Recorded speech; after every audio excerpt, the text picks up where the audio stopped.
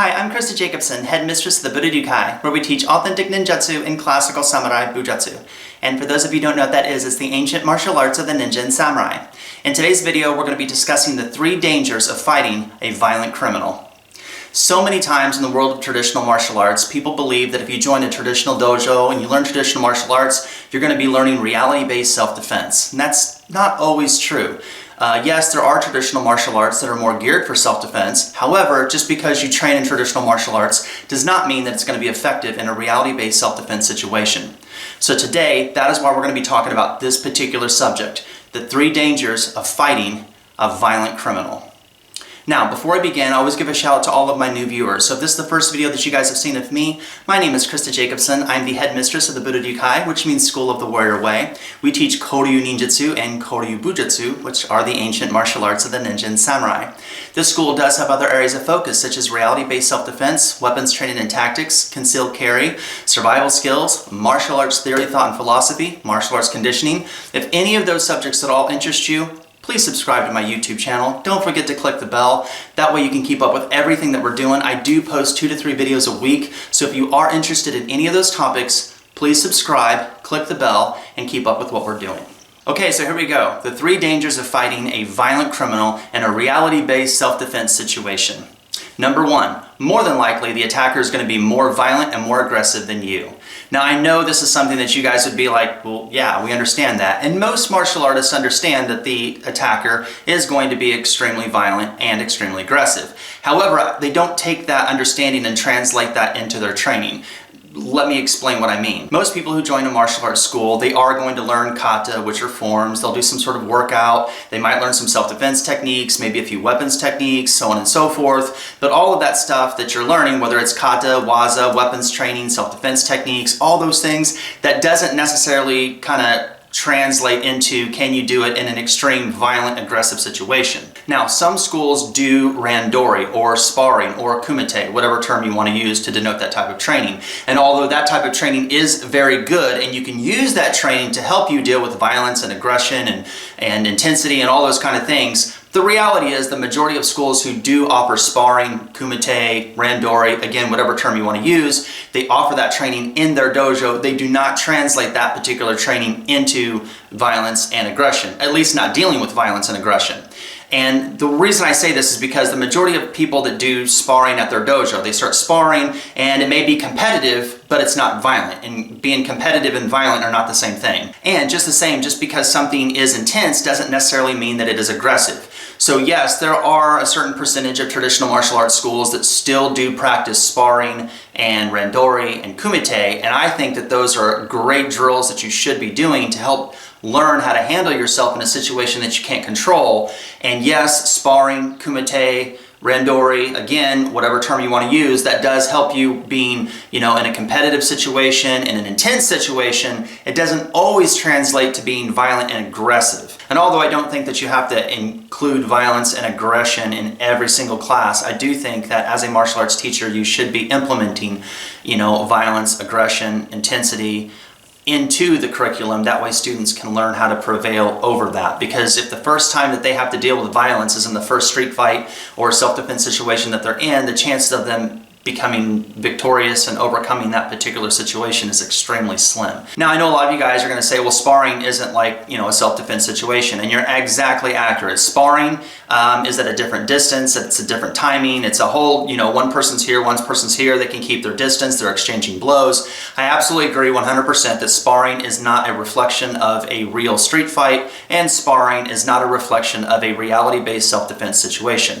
I agree to that. However, what sparring does do is it enables the individual who is practicing their randori skills through kumite practice, it allows them to be able to control themselves in an intense situation that they don't know what the other person's doing. They're having to go up against somebody that's going to punch them and kick them and defeat them.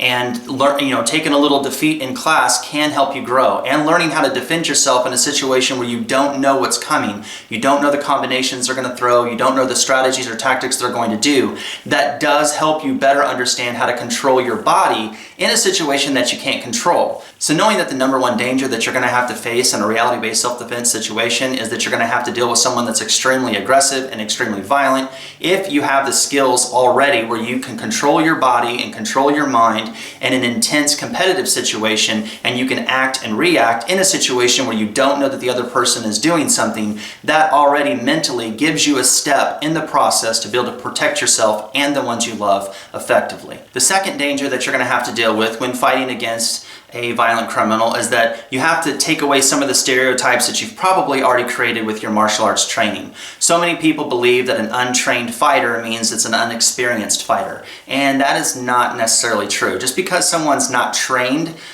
in fighting technique and they have terrible technique and they can't punch and kick correctly, that does not mean that they're not extremely experienced in fighting situations. And you have to understand that. There are so many people that are untrained, but they have a ton of experience, and that experience of dealing with aggression and violence and intense situations generally can prevail over someone who can throw the perfect punch. So just because you're a trained martial artist, don't think just because you're a trained martial artist and they're not a trained martial artist that you're just gonna, outdo them. That is the most ridiculous mindset to ever have. You should always expect that they know something and they're going to do something unexpected. You always have to keep your head focused on the situation and throw out the stereotypes, because just because you're trained in combat and they're not trained in combat does not mean that they're inexperienced in combat. The other day I was watching some reality-based self-defense situations, and this attacker walks up to this individual and he presents him with a knife. This was a lady. The lady looks at the knife and she grabs the wrist on both hands. Clearly, she's probably had some sort of self-defense training, because she recognized the threat, she stepped in a particular angle, and she grabbed the wrist of the attacker who presented with a knife. An edged weapon threat. Once she grabbed the two hands on that wrist to control the knife, the attacker just went over the top and then just knocked her out. She drops to the ground, he grabs her purse and walks off. So that's an example of someone who's probably not trained with a knife, but does have experience in fighting. That person clearly knew that when they presented a knife, that person was going to they're fearful of the knife, they tunnel vision on the knife, they grab the hand, he comes over the top, drops her, grabs her purse, and walks off. So here's another example that I'm going to share with you on the examples of being not trained but having good experience. This is one time I was at a pool hall, and we're playing pool and all this kind of thing, and about 2 tables down, these 2 individuals got at it. There were 2 men, roughly mid-30s to mid-40s, and they started cussing each other, puffing their chests out, pushing each other. Sooner or later, they got their faces right nose to nose, and they're just cussing each other out, this and this and this. Clearly, if they were trained in combat and trained in martial arts, there were so many scenarios that led up to that point that they would be able to effectively end that situation. Well, this is a situation where you have 2 people not trained and they're butting their heads together, right? And in this situation, the one that was clearly not the aggressor, the one that, definitely not trained in martial arts, he just kind of eyeballs the guy down, kind of moving his head like this. He spits in the guy's face. The man goes like this. He kicks him in the junk and then pushes him on the ground. Clearly, absolutely not trained in martial arts, but very experienced with violence. Another situation that I've experienced is, again, 2 people cussing each other out. They're puffing their chest, I'm gonna kick your butt. They're pushing each other, blah, blah, blah. And then they end up again face to face. I do want to say that the reason you see people who are not trained get face-to-face, that usually means they've been in quite a number of street fights. The reason they're doing that is because they've learned that if they're at this distance here, the torque and the power of my punch is going to be more effective than if their head is here. If they're here, I can't punch them as hard as if I can punch them at the correct distance, which is why sparring and kickboxing and things like that don't always reflect into a self-defense situation, because people who are untrained, they know to get their bodies really close and go face-to-face because it takes away the power of your particular striking skills. So this is another situation that I've seen where these 2 people puff their chest out, push each other, and now they are face to face. And once they're face to face, one individual just headbutts the individual. Once he headbutts him, then he comes over the top, punches him in the head, and the guy falls to the ground. Again, that's one of those things where A lot of times when you train in traditional martial arts, things like scratching, biting, clawing, headbutts, throwing strikes, what some people would consider dirty fighting, isn't usually talked about in a traditional martial arts school. The good thing about here is I teach ninja martial arts, and the ninja martial arts, or Ninjutsu, Bujutsu, are kind of known for that kind of thing. Taking dirt, throw it in their eyes, and, get into safety. So those kind of things are highly talked about here, but the majority of martial arts don't actually talk about those things or practice tactics and strategies to be able to utilize those particular skills in an intense, violent situation. Now that we've established that just because someone may be untrained in fighting or combatives doesn't necessarily mean that they're inexperienced, I would like to share a quote from you from Mark Twain. "The best swordsman in the world does not need to fear the second best swordsman. No, the person for him to be afraid of is some ignorant antagonist who has never had a sword in his hand before. He does not do the thing he ought to do, and so the expert is not prepared for him. He does the thing he ought not to do, and often it catches the expert out and ends him on the spot." People who do train in traditional martial arts generally don't actively think about how they would do these techniques versus someone who is not doing the art that they do. It's like they only do it in the version of which that they practice. So if they're studying karate, all the attacks that attack them of someone who's also doing karate. They don't attack them in the way that an average street thug or a violent criminal would attack them. This is why a lot of traditional dojos fail, and this is why I think it's important to implement those particular attacks, which we do here, because I think it's important for students to have the correct response, actions, and reactions to any attack that could be thrown at them. So just because you study any traditional martial art, you have to understand that you need to come up with a defense against anything that can come at you, not just the particular art that you are studying. Number 3, understanding the mentality of a predator. Remember, predators go after prey.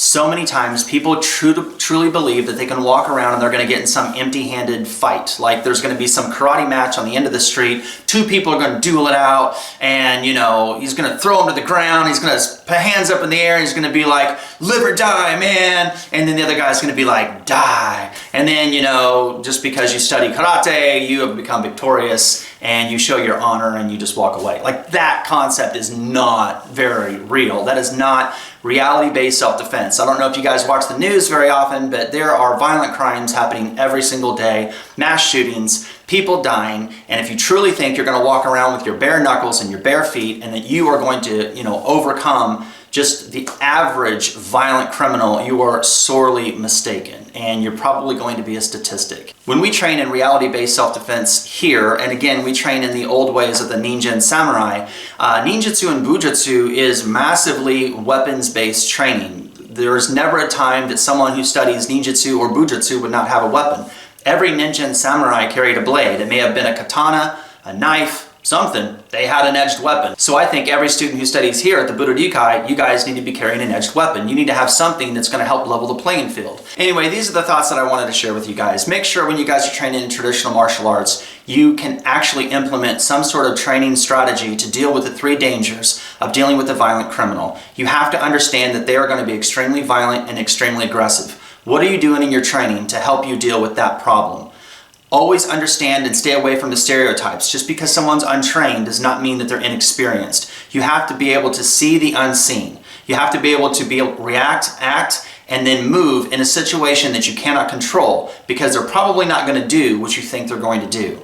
And always remember that predator attacks the prey. If you're the one that's being attacked, they don't fear you. They think you're the prey. And even though they may be wrong, they do believe that they have the advantage. And if you don't understand what that advantage is to start, just know that there is an advantage and they're probably going to use it, even though it may not present itself in the beginning. So these are the 3 things that you have to keep in mind when dealing with a violent criminal in a reality-based self-defense situation. So that's my video for you guys today. Thank you guys very much for watching the video. If you guys are interested in authentic ninjutsu and classical samurai bujutsu, please check out my website at www.budoninjutsu.com. There you guys can see the 7 traditions, the different areas of training, the philosophies and strategies that we teach. If you don't live next to one of our schools, you guys can always join the Budo online ninjutsu dojo and start training with us that way. So thank you guys very much for your love and support. I deeply appreciate it. And until next time, take care, be safe, and good luck in your journey of Budo. Bye.